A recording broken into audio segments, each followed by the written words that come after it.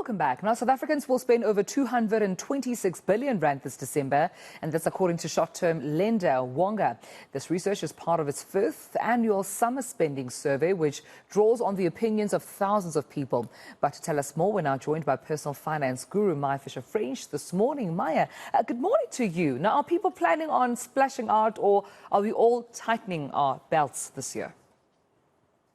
Yes, whilst that 226 billion sounds like a lot of money, if you actually work it out per household, it works out at just under 6,000 rand per person who responded to the survey. So you take that across the country. So obviously it's a big number. I know it sounds like a big number, but actually from a household perspective, it's just under 6,000 rand that people are expecting to spend more over this festive season. And that is actually a decrease compared to last year, which I don't think is terribly surprising.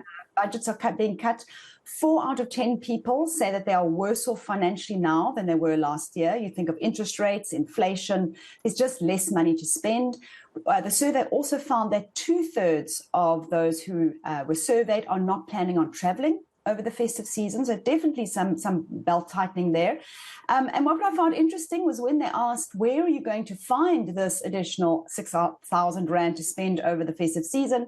About 40% of people will be using their savings. 28% will be tapping into their stokvel payout. I love stokvels, those end-of-year stokvels. Those are really clever ways to save towards the festive season. 36% are going to tap into their bonuses. The number I'm worried about is that about 20% are planning on borrowing, which is not a good idea, right? Rather have that conversation with your family, set realistic expectations, rather than going and putting things onto store cards and credit cards. That's just going to set you back. One thing I didn't see in the survey, which I would have been interested to see, is how much people are going to use reward points over the festive season, because I see every year those become more and more valuable to households to spend a little bit extra on their family, pulling on those many reward points that we get from all the various providers. Right, and also on that note, what are the gifts that people are hoping to actually find under their tree this year? What's quite interesting is they don't want gifts, they want money. So about 50% of people actually would rather have cash.